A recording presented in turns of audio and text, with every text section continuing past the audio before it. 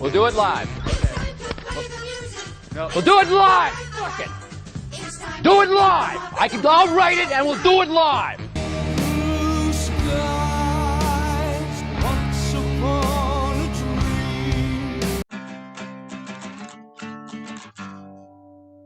Greetings and welcome to Old Drunken Discography, where all friends and fans come together to BS, argue, occasionally agree, and discuss a musical artist. This week's musical artist is Sabbath Sunday, picked by Tim. You guys have heard it. You guys see why we're including this, right? Even though the artist is the heaven and hell. Well, slow down now. Hold on. I'm Jason. That's Bill. Okay. Tim's ready to get in this. He's been talking about this record. Tim, take it away. Explain to me why the hell I listened to this thing. Go ahead, Tim. Well, I mean, it says it right there on the cover. You listen to this because it's Tony Iommi, Geezer Butler, Ronnie James Dio, and Vinny Appice. Are you here to tell me that that's not Black Sabbath? Well, no, of course. I mean, obviously, since the last album, The Forbidden, came out in '95. If this album came out in 1980, I would say you can make the argument. No, this isn't Black Sabbath. It's Heaven and Hell. Well, but I mean, that would have been right before. That would have been right before Iommi tried to do Seventh Star solo and whatnot. So yeah, I could. No, that's way before that. Well, the reason, I mean, I think it's pretty obvious why they call it Heaven and Hell. It was before, only a little bit. So. But the reason they're doing this, because at this point, there's been enough reunions with Ozzy live that they've, got like a commercial deal where you can't call it Black Sabbath if Ozzy's not involved anymore. But really, it stems from the Dio years. We do need to talk about the Dio years first, as to how this project even came into play. Forbidden's the last Sabbath album. What up, Joe? Sorry, I got skipped past my intro, but we are live streaming this episode. So if you're not catching it live, I'll be talking to the chat. Sorry for it so jumbled. Yeah. Yeah. All right, sorry, Tim. Sorry to cut you off. Keep going. Oh, you're good. Forbidden's the last album, but they've reunited with Ozzy at this point live, and they're doing festivals. I saw them in 98, 99, somewhere in there, and it was fantastic. And they've got a deal where you can't really sell anything under Black Sabbath. This was after this album, right? Well, no, this is in the midst of that. This is a thing where it's like, okay, at this point, even working with Ozzy live. So wait, Ozzy comes back to do live shows, right? And then they have that failed attempt at some studio stuff that produces Psycho Man and Selling My Soul. After 30 years, they're like, well, you can't use the Black Sabbath name anymore. Well, that comes in after this, actually. This is the album that does it. Okay. Yeah, because this was Tony, who owns the Black Sabbath name at this point, and it's like, okay, well, we had a good reunion run with Ozzy, but, we had some good Dio albums too, And, the whole Warner Rhino acquisition, there was a lot of talk about a bunch of, compilations that came out at that time, greatest hits, ways to reintroduce the catalog to kids and whatnot. And so this is essentially, the project was, a Black Sabbath Best of the Dio Years greatest hits album. And maybe you guys get together and write a new song to promote it. Or three. Or three. Well, and that's it. The deal was for one. They came out with 3 and said, we probably got another album in us. Okay. So and that's when, the legal things came in and they had to change the band name to Heaven and Hell. Okay. So then was this just these 3 songs then, or? Well, this is a greatest hits. I mean, it's a greatest hits. Stuff from Heaven and Hell, Mob Rules, Dehumanizer. I got lazy and didn't want to type out all the stuff. Gotcha, because hilariously, when I was listening to Devil You Know, these 3 songs came at the end of that playlist. As they should. although like chronologically in real life, these three songs came out before. first Yeah. and were the seed for The Devil You Know. Yeah. Kind of like Operation Ivy Energy Hectic. Yeah, exactly. So whichever way you guys want to go like through them. But story-wise, this is the compilation. And it's a great compilation. You put this in, if you still got a CD player in your car, you can put this in and drive for days. Like, and just let it go. I'm gonna go Devil You Know first, because it's how I listen to it. Yeah, go for it. You want me to go first? Yeah, go ahead. Because I got notes. Now that the story is out of the way, right? All right. Everybody understands what's going on? Yeah, I mean, it's pretty self-explanatory. Sharon sued their asses. But again, threatened Sue. Is anybody here going to say that this is not a Black Sabbath album? All right, The Devil You Know, Adam and Evil. That was the most Black Sabbath opening track in a very long time. Heavy riffs. Dio sounding like a Timo Ozzy again. It works really well. Fear, the drum sound is a little weak. The production sounds a little muted on them. But besides that, this one was heavy as well. The lyrics were cheesy, but kind of in a good way, kind of like Ghost. Bible Black, it took a minute. I was about to write this one off as boring, but then it does do some things eventually. So far, though, these first three tracks are very samey. Double the Pain, it's just those first three tracks, though. Like, it sounds like one long Sabbath song. Like, it's samey. Listen to the first albums. Well, and we still got one album to go, too. Remember that when we get to the next one. Well, yeah, we'll get to 13. Double the Pain, you get a riff, and you get a riff. Everybody gets a riff. This album got them. Rock and Roll Angel, speaking of riffs, I love this one, how it just builds up on the intro. Lyrics are dumb, though. You're on a caravan to Superman. What the fuck does that mean? The vocal melody's good, though. I'll give them that. The Turn of the Screw, if this one starts out the B-side, that is a hell of a way to start it. The tempo change was cool as shit. Geezer sounding good on this one. Eating the Cannibals, fuck yes. Top song contender. How many top songs do we get? I think this makes number 3 for old Dio for me. Follow the Tears. Could have been 2 minutes shorter. With it being 6 minutes, I was expecting some old school Sabbath cool. But it's fine. It's not bad. It's just not up to my expectations. That's on me. Neverwhere, She Made the Night, but the Dark's all right. Okay, Dio, whatever. Tony rips on this one, though. Breaking Into Heaven, best closing track in a very, very long time. The synths in the background were low, but they were perfect. All the right spots. This is it. My final notes say this is a damn good Black Sabbath record. Because somebody who hasn't been a fan of this band for years and years and years, and going through this entire discography and seeing a record, it might not say Black Sabbath on it, but it says fucking Dio. You got Tony. You got Geezer on bass. And then you got Vinny. It's a fucking Black Sabbath record. It's one of the... Oh, I don't want to spoil my rankings. I don't remember who has the dot. Damn, Jason, we almost got him. We almost got him, Bill.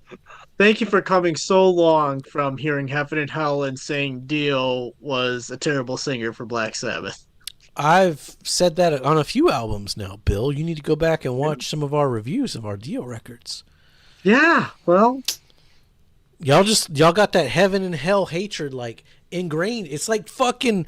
It's Led Zeppelin graffiti all over again. Graffiti. That's all it is. Yeah. Go back and... I got Dehumanizer ranked physical higher than hell, you. or is it heaven and graffiti? Who knows? Oh my gosh. It's a physical hell. All right. Well, I can follow up Jason here with Double You Know. So, Am and Evil, I'm going to say that with Breaking Into Heaven is the best opening closing combination we've had at least since Eternal Idol, and I'm just trying to think if this is better than that one. If not, good. I think this one's better though. I'd take Computer God Buried Alive. The only one would be Otherwise, I'd have to go back to Heaven and Hell probably for me, like for an opening closing combination better. Born Again, maybe. See, I didn't like Born Again that much though, so Yeah, that's true. That's true. Yeah, you're wrong for that one too. You're right, well. but you're wrong. um, but yeah, you know, after Forbidden listening to this was like a holy shit, Black Sabbath. Yep, they could still be Black Sabbath. No shit. Fear I really liked just how not so much the mixing, but just how Tony's guitar and Dio's vocals worked well together on that one, I felt like. And then Bible Black. So you commented about how it sounded like these three were together. I was getting major first album vibes, especially with Bible Black, just like the slower like tempo and everything going on with it and a little bit of a shift going on. Like I got that from the first three. It reminded me very much of like the first six Sabbath. yeah. Well, I mean, because I was especially thinking like that first one, like Bible Black top song contender. Um Double the Pain by no means bad. Maybe my low point on the album if I had to pick one. But it's not a bad song whatsoever. Like it's still a phenomenal Black Sabbath Tony song. carries it. He carries that song. Yes, he does. Which is why I can't. It's not a bad song. Rock and Roll Angel, I feel like they'll help bring it back. Really felt the bass line, it's kind of subtle at times, but it really helped bring everything together in that one, I thought. And then we get to Turn the Screw, followed by Eating the Cannibals. And I don't know which song I like more. Um, they they're both just phenomenal. Follow the Tears might be my second dip of the album, but that's just because it comes up right before Neverwhere, which before listening to this album, it's not so much that I wrote off later Black Sabbath, but especially after we did Dehumanizer and then, Headless Cross, not Headless Cross, Forbidden and Cross Cross Purposes. purposes. Yeah, because Yeah. Dehumanizer was the last one with Human- Geo, and it rips. Yes, it did. And it's like, okay, we've got these. It's like, okay, like I remember hearing some from 13, so I was trying to get my top songs organized. And this album just threw all of that through a big old wrench. Um, so like, just say Neverwhere. Why I pick them, Bill? It's a why Yeah. I pick them. I mean, Neverwhere that might actually crack pretty high on my list. Not foreshadowing too much here. But then Breaking Into Heaven, as I already mentioned, great closer. Not their best closer by any means, but it is, by all intents and purposes, a Black Sabbath closing track to an album. Mm-hmm. Like this was another breath of fresh air in what was it supposed to be 39 years after Tony Iommi did his first riff. Well, and as it turns out, this is Dio's last studio album. What Ever? a hell of a way to go out, right? Well,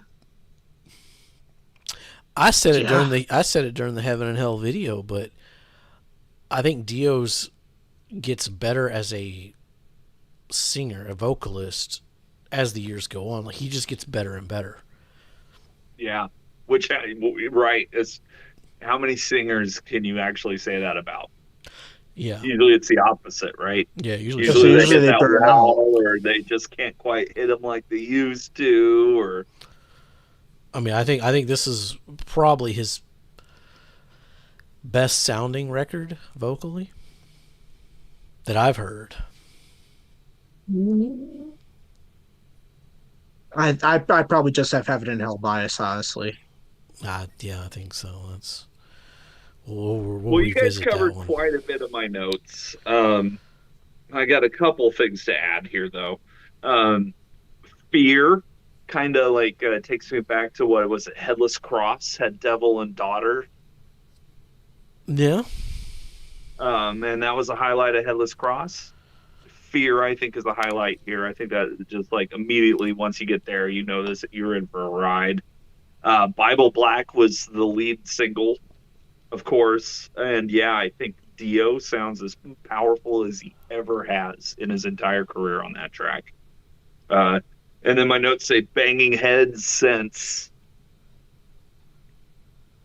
because they've been doing it a while.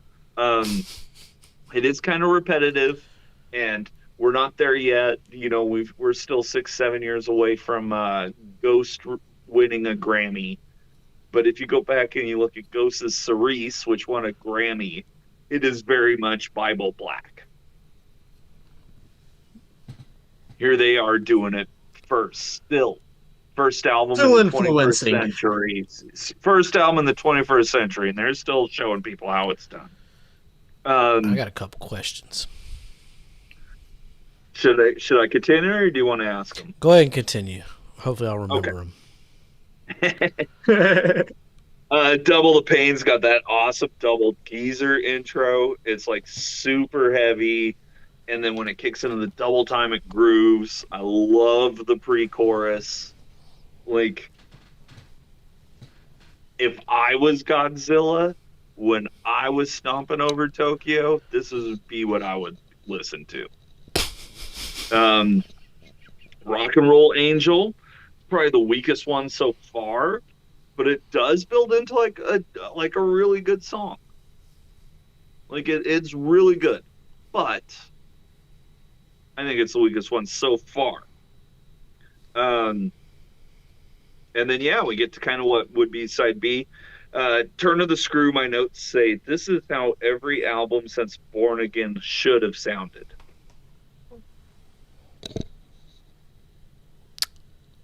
I mean, I like some of the Dehumanizer sounds and Eternal Idol sounds. I mean, take Dehumanizer out because it's a Dio, but anything on 8 Star is trying to be this.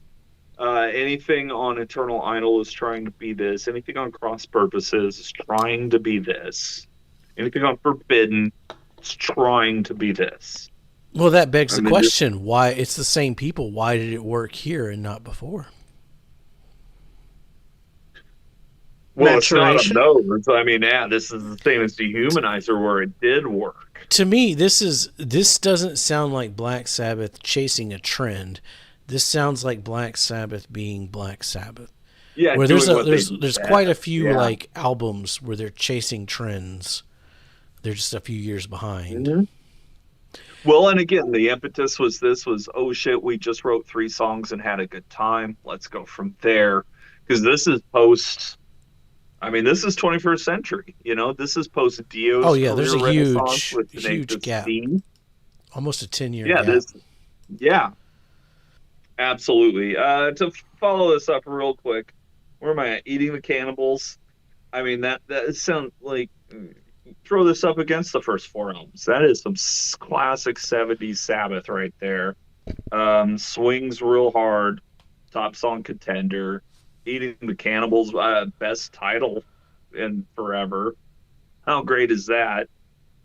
Neverwhere, you know, like, I have no issues with it. I can't find any faults with it. It's just there for me. But on an album of this magnitude, in a career of this magnitude, just all right is like, I'm good with it. You know, I'm not skipping it. Breaking into Heaven, like, yeah, my intro just says Sabbath much. Like, it's perfect. You know, the intro is classic Sabbath. It really turns into something really special, because even though the music gets a little draggy, Dio picks it right up. Tony Iommi's got that badass verse riff. And as a closer, I think it really works. I do want to go through the songs from the Dio years, though. The Devil Cried, classic Dio lyrics. I'll let you guys jump in. I'll start this one off. Classic Dio lyrics, classic Iommi riff. It grooves. It's the first new song since Psycho Man, which was the first new song since Forbidden. So, like, yeah, this works. I'm in, right? And then you get to Shadow of the Wind. It's another Iommi masterclass. Like, especially you can hear hints of this in Psycho Man, where they're really like Tony has perfected this doom riff.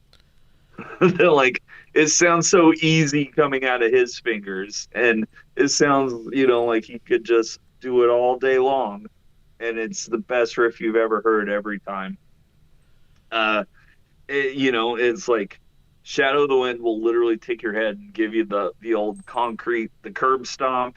It is so heavy. And then it takes this weird, beautiful turn where, like, halfway through the guitar solo, it shifts from a minor key to a major key, and the rest of the song is like really upbeat and happy, and yet it still kind of does what it was doing before. You talking about Shadow? Shadow of the Wind, yeah, top song contender, right?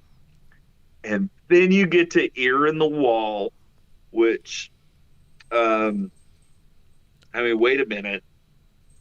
Is this one of the best Sabbath songs ever? This thing is incredible. And then beyond that, this could be like one of the best metal songs ever. Ear of the Wall is incredible. These guys showed up to play, to show that they meant business. And as the closer of the Dio years, technically Ear in the Wall would be the album closer. And as an album closer, I don't want to say it's the best one in the discography, because obviously you got like Fairies Wear Boots and Into the Void, but like this thing showed up to compete. I'd love to follow that up. Please do. Oh, one last mention about the Dio years. It's all studio stuff we've talked about at this point, except for Children of the Sea, which is taken from Live Evil, the live album they did with Dio that we did not cover, but everybody should check out. So why the hell did I have to fucking listen to these 3 songs on this honorable mentions? Tim wasted my fucking time. No, I'm just kidding. The Devil's Cried. Why did we have to go through 9 Black Sabbath albums before we heard a Black Sabbath song again? This song fucking kicks ass. The Shadow of the Wind, simple but really fucking cool riff. Dio sounds okay. I'm really curious about how this upcoming Ozzy album is going to go, because if the band gives Ozzy this kind of music, shit should be top tier. Ear in the Well, fucking earmark that last statement, please. Sir. I've heard it, and we'll get there. We'll get there. Yes, it's coming. Yeah, I wrote my notes before I heard it. Ear in the Well, fucking top song contender. These 3 songs rip. Just like Devil, some of the best music we've heard in a very, very long time from this band. Mm-hmm. So, yeah, screw you, Tim. I could almost make an entire Black Sabbath top songs off of only Dio thanks to these 3 songs. Oh, I guessed it right. Let's go. I highly recommend this compilation. If you see it in Walmart or wherever for $4, pick it up instantly. Yeah. I mean, even all of us had Mob Rules kind of lower on the list for Black Sabbath. But I mean, honestly, it had some good songs, so I'm just guessing it's those songs that made it on this album. There are a few, and they definitely make you go back to that album. We'll get to the rankings. I'm pretty sure you had it ranked lower than we did. I probably did, but like there was 3 or 4 songs I liked on Mob Rules, but that was at the. But it feels weird to say that Mob Rules might be the weakest Dio album here, right? Yeah, but I mean, when you compare it to everything else, like, it makes sense. Even though to say that released in 81, right? Or was it 82? 82. Let me ask you my question. It's weaker than the 09 Dio album. Let me ask you my question, Tim. How did this album sell? It did all right. It did all right. It didn't like. It did all right. It didn't Did it suffer I from don't not have having the exact Black numbers Sabbath in front of name? me. Say it again. Did it suffer for not having the Black Sabbath name on it? No, everybody knew. Okay. Everybody knew why it wasn't called Black Sabbath. And then my second question is, how do other people rank this record? Because you watch a lot of other YouTubers where they rank it. Like, where would this? I do, and people don't include this because it's not listed on Wikipedia. But I mean, it's the same fucking people. When we started Sabbath Sundays back in 2006 or however long we've been doing this, I made a point like we're not doing this without mentioning The Devil You Know, because this is not only a Black Sabbath album, but it's one of the better ones. I'm not gonna spoil my rankings. I bet I God, got I the hope you're dot. guessing. Just I to bet mess I with got the yourself. fucking dot.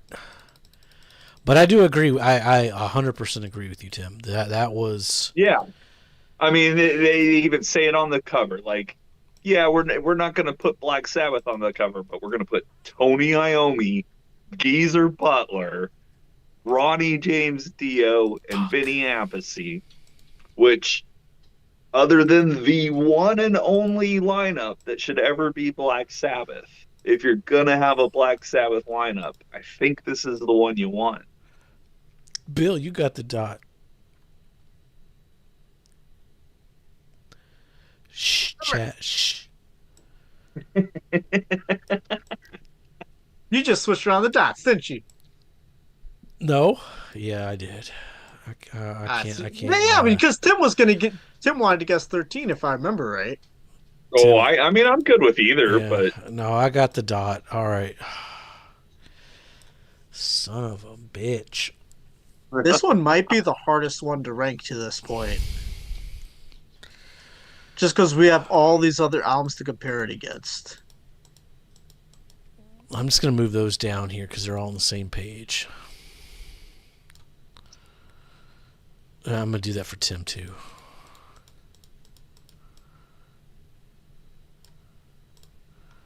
Well, Tim almost has Mob Rules at the same point I do.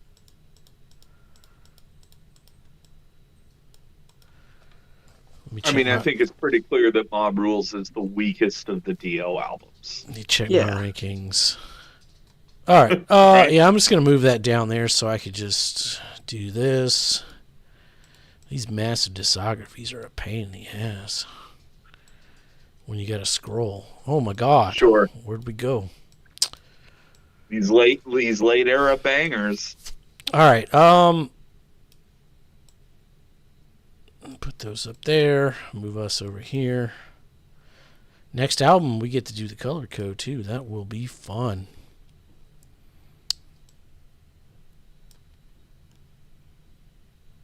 Yeah. Yeah, it will. Well, it'll be interesting to see where 13 lands after this, too. Well, we know Bill doesn't like Volume 4. Right, which is wrong. And he likes Eternal Idol. He doesn't like that. He's going to put this above any Dio besides Heaven and Hell. This is where it gets. I'm going to go ahead and move Tim's here too, because this is where it gets dicey here.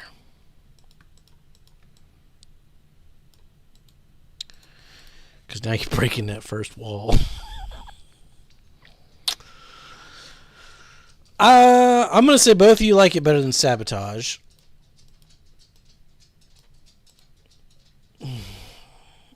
You'll be right for me, I think.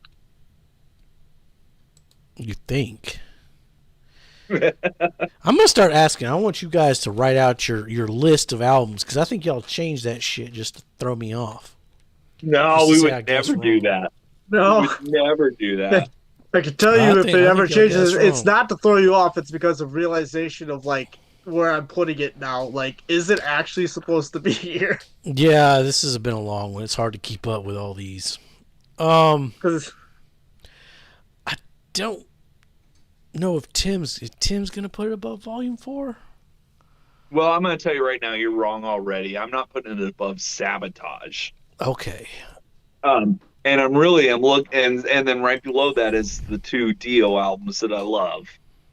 And it's like, Oh okay, God, yeah, it's clear that the Mob Rules is the weakest of the four Dio albums.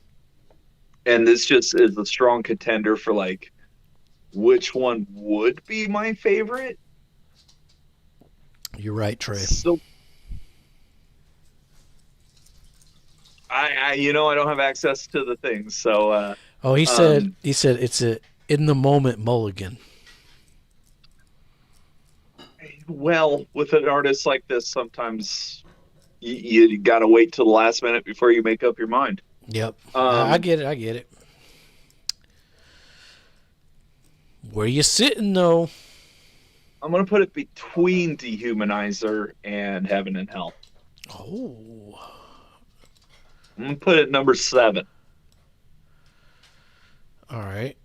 I think Wild Bill's going to get a little bit crazy. Stick around for artwork. No, I think he's going to put it right there. Number 6. I don't think I can put it above Sabotage either. Let's put it at number 7. I don't. Like, I want to, but at the same time, I don't think it deserves to be over Sabotage. Well, again, shout out to Dio for delivering an epic performance for his finale. Yeah. In a career that predates the Beatles. Like, that kid had it, and he did it. That's where I have it, too. It's not, I can't put it above the first album.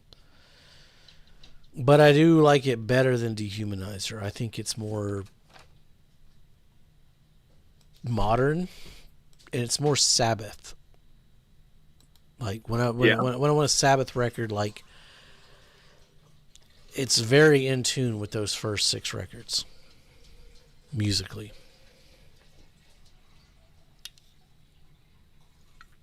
It definitely sounds like they're being creative and having fun doing it.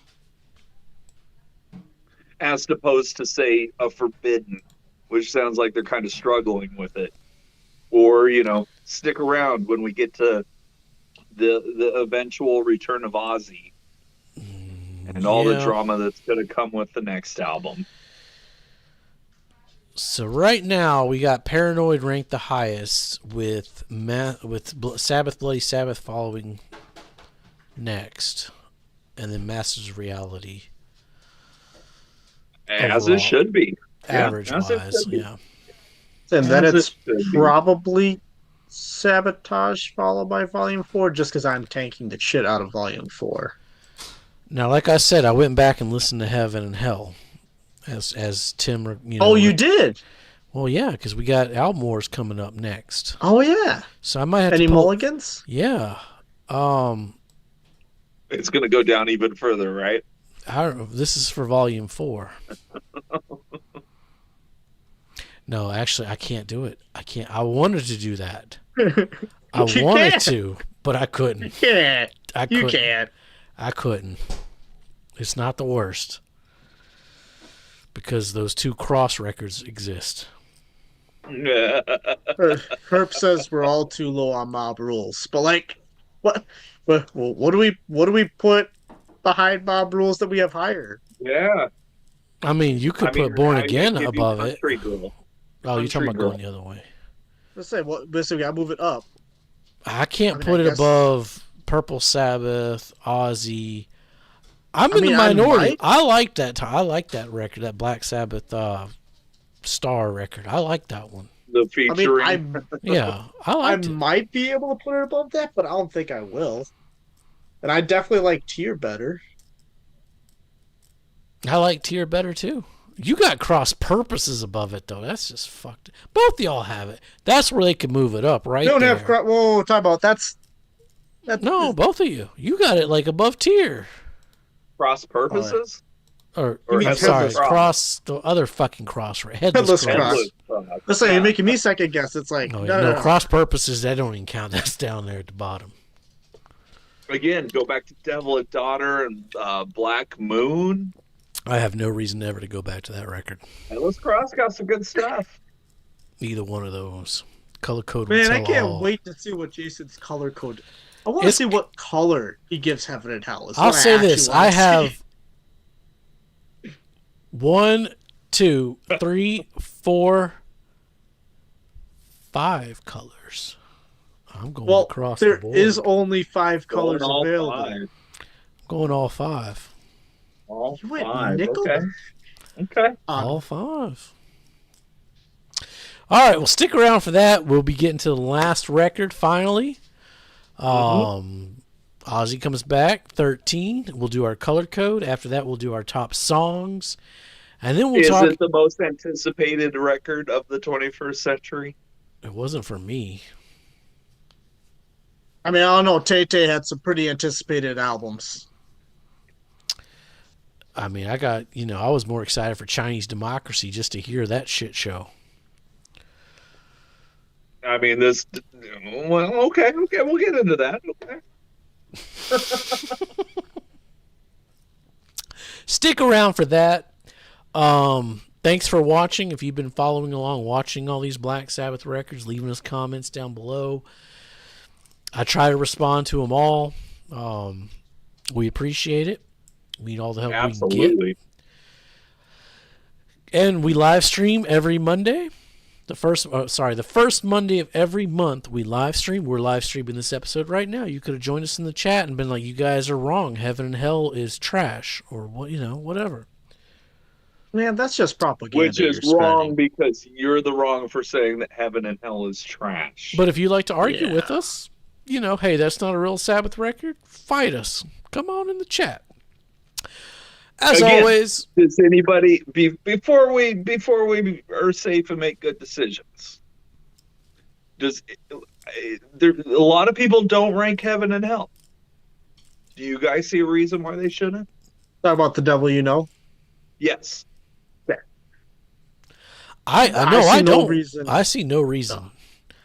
And I'll say this, Sabbath, right? I joined a Discord and they said Black Sabbath, including the devil, like. Shout out to Black Sabbath Discord. I'll be posting this video in there. Real fans know. Album. This album's some of the best Black Sabbath I've personally heard in a very long time. I mean, it's better than Mob Rules. It's better than Heaven and Hell. All right. We'll get to that. We got that coming up. Album Wars. That could be a fun debate. We'll see who wins tonight's debate.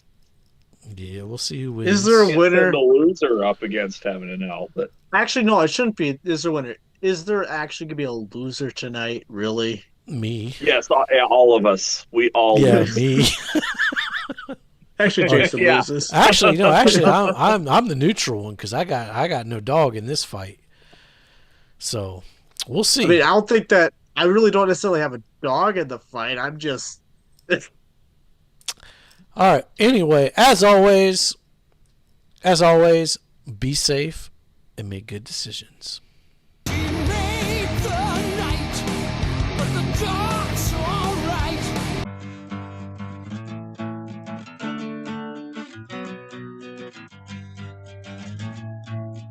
And then you go a little woo, and then a little whoop, whoop, whoop, whoop, whoop, and then it's all, and then you're ready to go again. Yo, come back now, you hear?